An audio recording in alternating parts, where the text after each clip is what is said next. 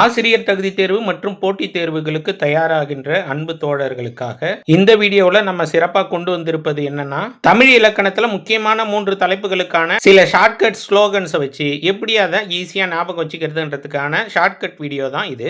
அந்த வகையில நம்ம முதல்ல பார்க்க போற முக்கியமான ஒரு தலைப்பு, தமிழ் இலக்கணத்திலே ரொம்ப முக்கியமான ஒரு தலைப்புன்னு சொல்லலாம். அதே நேரத்துல கொஞ்சம் கடினமான தலைப்புன்னு சொல்லலாம். வேற்றுமை மற்றும் வேற்றுமை உருபுகள். இதுக்கு முதல்ல நீங்க என்ன பண்ணணும், 1லிருந்து 8 வரைக்கும் நம்பர் போட்டுக்கணும் ஒரு பேப்பர்ல.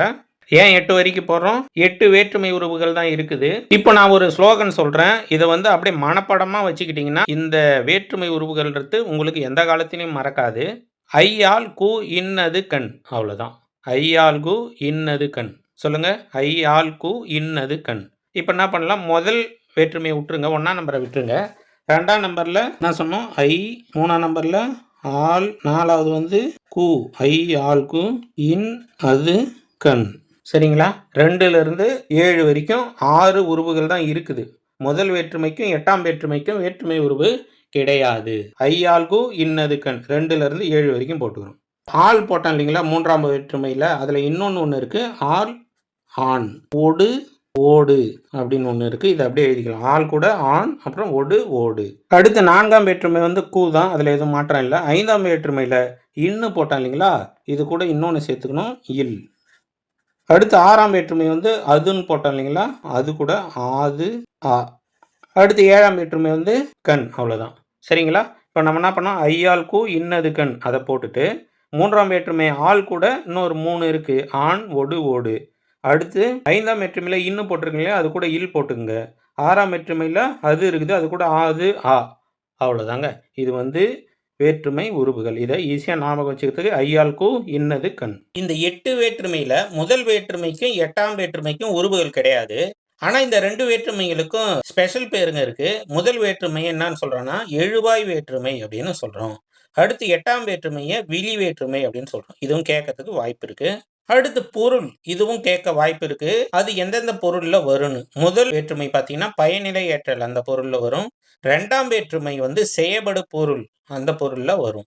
எடுத்துக்காட்டா ஐ தானே 2ஆம் வேற்றுமை. இப்ப கயல்விழி பாடலை பாடினாள் அப்படின்னு ஒரு தொடர் இருக்குன்னு வச்சுங்க. எதுல வந்து 2ஆம் வேற்றுமை வந்து இருக்குது? பாடலை ஐ இல்லைங்களா? அதுலதான் வந்து 2ஆம் வேற்றுமை ஐ வந்திருக்குது.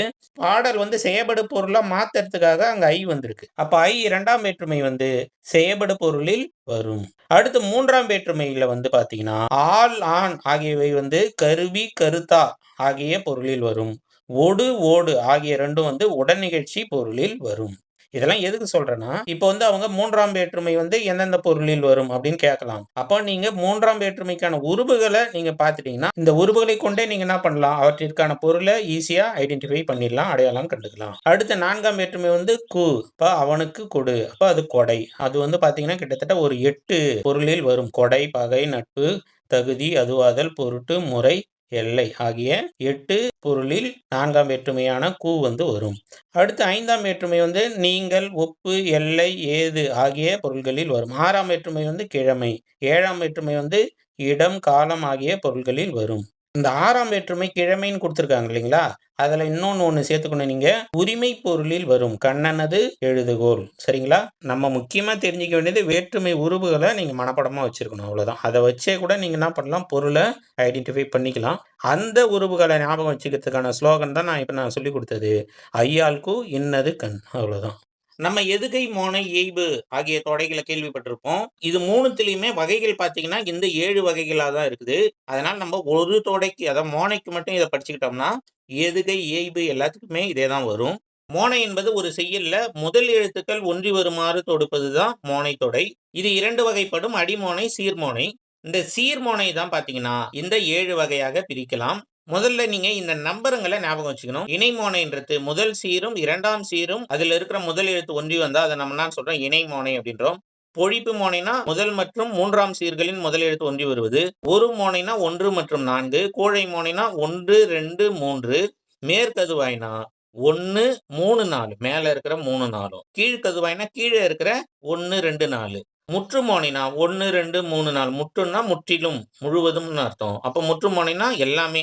ஒரு அடியில பெரும்பாலும் 4 சீர்கள் தான் இருக்கும். 4 சீர்களின் முதல் எழுத்தும் ஒன்றி வந்தா அதை நம்ம என்ன சொல்றோம், முற்று மோனை அப்படின்னு சொல்றோம். இந்த நம்பருங்கள முதல்ல ஞாபகம் வச்சுக்கிட்டு, இப்போ இந்த வரிசையை எப்படி நம்ம ஞாபகம் வச்சுக்கிறது?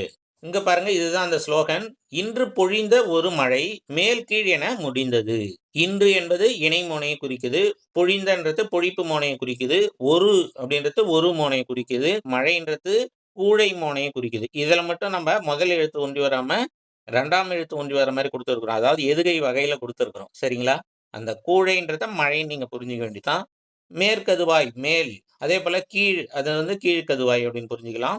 முற்றுன்னா முடிந்தது. முதல் எழுத்து ஒன்றி வருது இல்லைங்களா? அப்போ இதை இப்படி இந்த ஸ்லோகன் மூலியமா நீங்க எளிமையா ஞாபகம் வச்சுக்க முடியும். இன்று பொழிந்த ஒரு மழை மேல் கீழ் என முடிந்தது. இந்த ஸ்லோகன கொஞ்சம் நல்லா மனப்பாடம் பண்ணிக்கங்க. ஒரு 10 முறை சொல்லி பாருங்க. பிரேக்ல இருக்கும்போது சொல்லி பாருங்க. உங்களுக்கு எளிமையா இது மனப்பாடம் ஆயிடுச்சுன்னா, இந்த மோனை தொடை வகை, எதுகை தொடை வகை, இயைபு தொடை வகை எல்லாத்துக்குமே இதேதான். பிள்ளை தமிழ் பருவங்கள். பிள்ளை தமிழ் என்பது தமிழின் சிற்றிலக்கிய வகைகளுள் ஒன்று. அதாவது பாட்டுடை தலைவனை ஒரு குழந்தையாக பாவித்து பாடுகின்ற பாட்டிற்கு பிள்ளை தமிழ் என்று பெயர். பிள்ளை தமிழ் பருவங்கள் பாத்தீங்கன்னா 10 இருக்கு. இதுல முதல் 7 பருவங்கள் வந்து இருபாலருக்கும் பொதுவான பருவங்கள். அடுத்து கடைசி 3 பருவங்கள் ஆண்பாலுக்கு தனியா 3 பருவங்கள் இருக்கு, பெண்பாலுக்கு தனியா 3 பருவங்கள் இருக்கு. சரி, இவ்வளவு இருக்க, இதை எப்படி நம்ம ஞாபகம் வச்சுக்கலாம் அப்படின்னு கேட்டீங்கன்னா, இதுக்கு வந்து நான் ஒரு ஸ்லோகன் சொல்லி தரேன். அதை வந்து நீங்க மனப்பாடம் பண்ணிக்கிட்டீங்கன்னா அதை வச்சு நம்ம எளிமையா இதை ஈஸியா ஞாபகம் வச்சுக்க முடியும். இந்த பொதுவான 7 பருவங்களை எப்படி ஞாபகம் வச்சுக்கிறது? நம்ம ஒரு ஸ்லோகன் சொல்றேன். காட்டு செங்கீரையை தாளித்து சாப்பிட்டால் முடக்குவாதம் அழியும். காட்டு என்பது காப்பு அப்படின்னு புரிஞ்சுக்கலாம். செங்கீரையை செங்கீரை, தாளித்து தாலாட்டு, சாப்பிட்டால் சப்பாணி, முடக்கு முத்தம், வாதம் வருகை, அழியும் அம்புலி அப்படின்னு நம்ம ஈஸியா புரிஞ்சுக்கலாம். அதே போல காப்புல தொடங்கி மாதங்களையும் ஈஸியா ஞாபகம் வச்சுக்கலாம். நமக்கு 2 மாதங்கள் கேப்ல கொடுத்துருக்குறாங்க. இதுவும் நம்ம ஈஸியா ஞாபகம் வச்சுக்கலாம். அடுத்து ஆண்பாலுக்குரிய பருவங்களை வந்து நம்ம எளிமையா ஞாபகம் வச்சுக்கலாம். சிற்றில், சிறுபறை, சிறுதேர். இது 3மே சி இட் அதுல வருது இல்லையா? சிற்றில், சிறுபறை, சிறுதேர். இதை எளிமையா நம்ம ஞாபகம் வச்சுக்கலாம். அடுத்து பெண்பாலுக்குரிய பருவங்களை தான் கொஞ்சம் நம்ம ஞாபகம் வச்சுக்க வேண்டியது. நீராடல் முதல் பருவம், அடுத்து அம்மானை, அடுத்து ஊஞ்சல். புறத்திணை பாத்தீங்கன்னா 12 புறத்திணைகள் இருக்கிறது.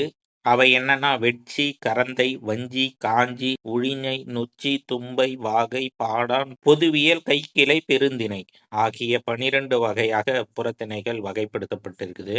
இது ஒண்ணு எதை பற்றியதுன்னு சொல்லிட்டு பார்க்கலாம்.